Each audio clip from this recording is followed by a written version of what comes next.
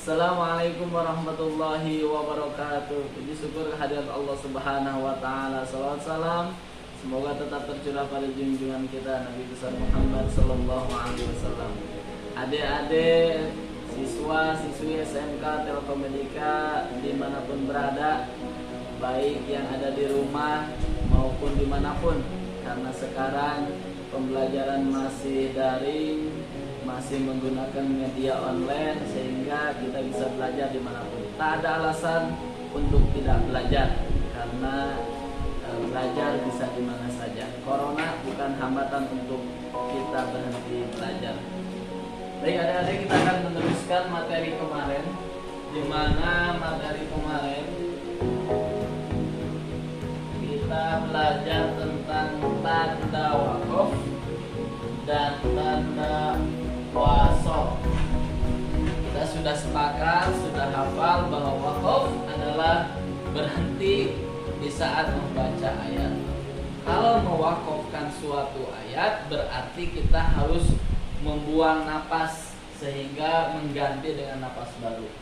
Sedangkan wasol adalah menggabungkan satu ayat dengan ayat lain tanpa harus membuang napas.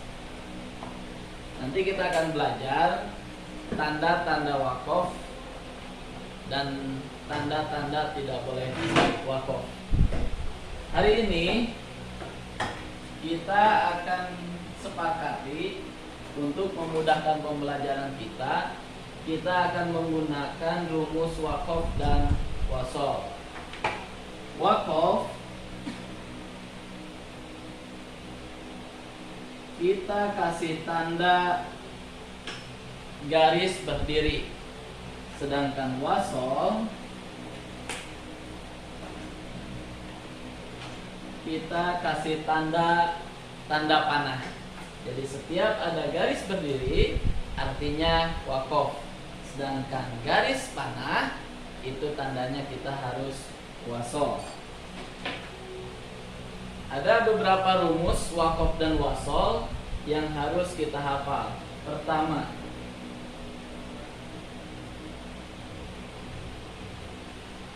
ta'awudz, wakaf, basmalah, wakaf, surat.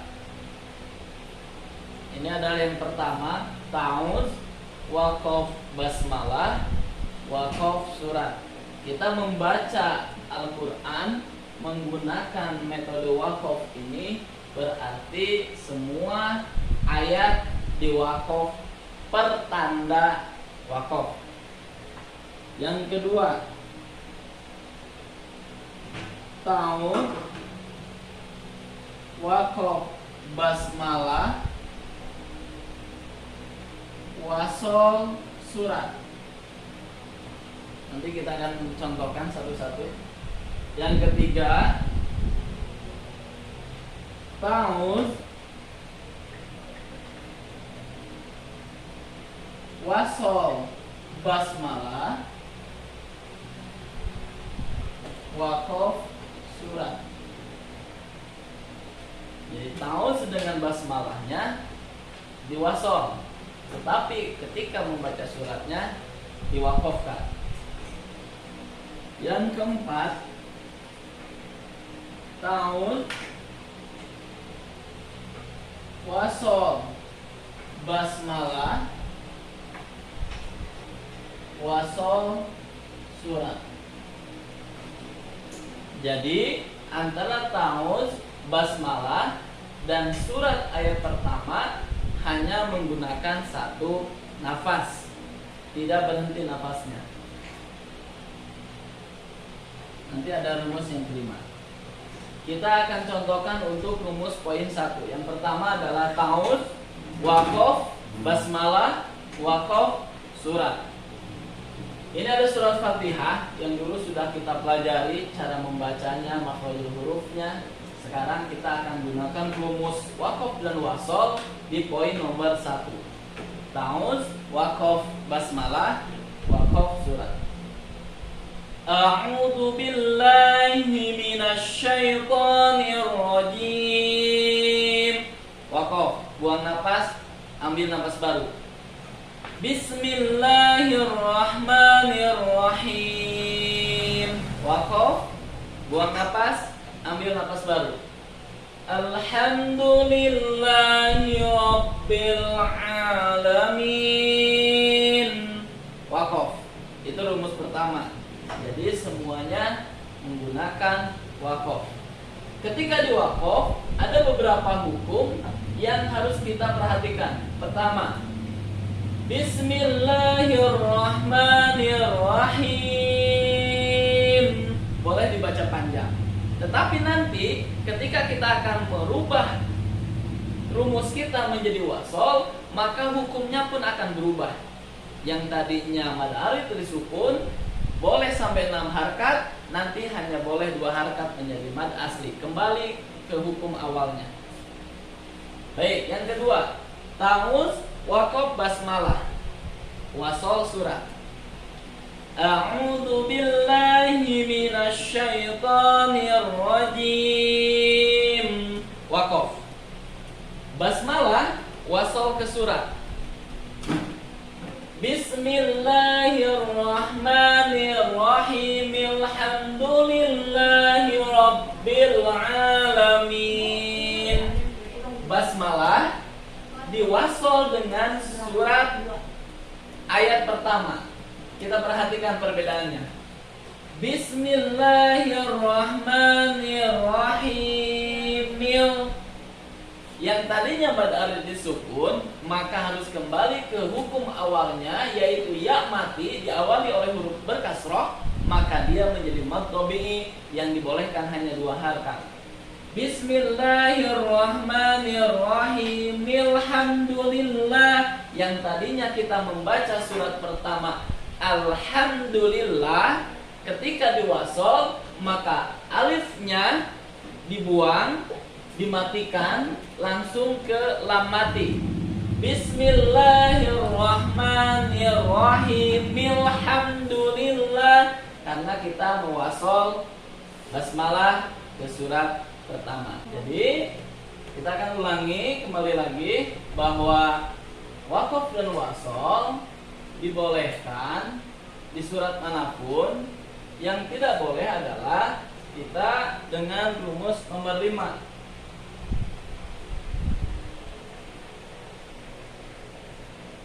Nomor 5 yaitu akhir surat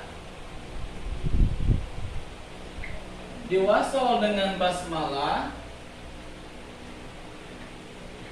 waqaf, lalu surat berikutnya. Jadi kalau akhir surat diwasol dengan basmalah, terus kita waqaf membaca surat berikutnya, itu yang tidak dianjurkan atau tidak dibolehkan. Saya contohkan surat terakhir Al-Fatihah, ghairil maghdubi alaihim waladdallin. Bismillahirrahmanirrahim. Waqaf. Qul a'udzu birabbin nas.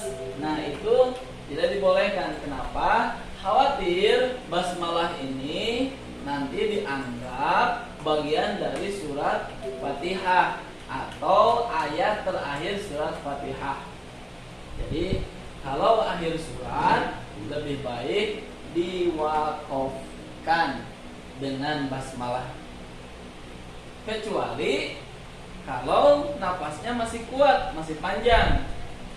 Akhir surat diwasol dengan basmalah, diwasol dengan awal surat berikutnya.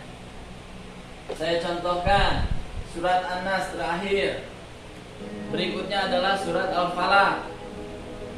Minal jinnati wan nasi bismillahirrahmanirrahim. Qul a'udzu birabbil falaq. Itu dibolehkan, asalkan dengan surat berikutnya dia tetap diwasol. Yang tidak boleh diwakafkan sebelum surat berikutnya. Baik, kita akan coba mewakafkan surat Fatihah sebagaimana sudah kita pernah pelajari dari ta'awudz. A'udzu billahi minasy syaithanir rajim. Waqaf. Bismillahirrahmanirrahim. Waqaf. Alhamdulillahi rabbil alamin. Waqaf. Ar-Rahmanir Rahim. Waqaf. Maliki yaumiddin. Waqaf. Lalu kita ingin mewasalkan di tengah. Iyyaka na'budu wa iyyaka nasta'in. Ihdinas siratal mustaqim. Nah, ketika kita mewasalkan di tengah, iyyaka na'budu wa iyyaka nasta'in, maka alifnya hilang.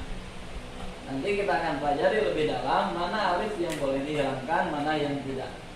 Tapi di surat Fatihah ini wa iyyaka nasta'in dinas, ini alifnya hilang. Nuhdinas siratal mustaqim. Tetapi kalau kita membaca waqaf berhenti, maka alifnya tetap harus dibaca. Ihdinas siratal mustaqim. Jadi waqaf dan wasol diperbolehkan. Dari awalnya waqaf, tengah-tengah wasol, akhirnya waqaf boleh. Atau dari awalnya wasol, tengah-tengahnya waqaf sampai akhir juga boleh. Misal kita sedang sholat membaca surat Fatihah, karena kita sedang belajar menarik nafas, kita wasol dari ta'awudz sampai bawah juga diperbolehkan. Bismillahirrahmanirrahim. Alhamdulillahi rabbil alamin. Arrahmanirrahim. Maliki yaumiddin. Sampai situ juga boleh. Atau syukur-syukur napasnya panjang bisa sampai akhir. Bismillahirrahmanirrahim. Alhamdulillahi rabbil alamin. Arrahmanirrahim. Maliki yaumiddin. Iyyaka na'budu wa iyyaka nasta'in. Sampai situ juga boleh. Yang penting waqaf dan wasol tetap harus diperhatikan, karena mewaqaf sebuah ayat nanti akan mengubah sebuah hukum. Mewasol sebuah ayat juga sama, dia akan merubah sebuah hukum. Yang tadinya harusnya mad disukun, dia akan berubah ke hukum aslinya, hukum awalnya, yaitu mad tabi'i. Yang harusnya 6 harakat menjadi 2 harakat. Itu gara-gara perubahan yang dilakukan gara-gara waqaf dan wasol. Maka nanti sebelum kita mempelajari ilmu tajwid, mad tabi'i, mad disukun, mad lain, mad harf musbah dan lain-lain, ada 14 mad nanti yang harus kita pelajari. Belum nanti hukum dasarnya, idgham, izhar, iqlab, ikhfa juga nanti kita pelajari. Tetapi dasarnya kita harus memahami waqaf dan wasol. Seperti biasa nanti kita akan memberikan tugas buat adik-adik semua di rumah. Tugasnya adalah dengan acak untuk rumus-rumus ini. Nanti saya akan buat acak hukum rumus waqaf dan wasol ini, nomor 1 sampai nomor 4. Nanti nama si A kebagian rumus nomor 1, nama si B kebagian rumus nomor 3, dan seterusnya. Seperti biasa, adik-adik semua bisa mengirimkan tugasnya baik lewat buku, lewat video, ataupun lewat voice note di WA dengan maksimal hanya 1 menit. Diusahakan di bawah 1 menit, karena nanti adik-adik semua hanya mempraktekkan cara membaca menggunakan rumus waqaf dan wasol yang ada di depan. Tetap semangat, mudah-mudahan ada manfaatnya. Semoga kita tetap sehat semua, dan kita berdoa mudah-mudahan pandemi corona ini cepat berlalu sehingga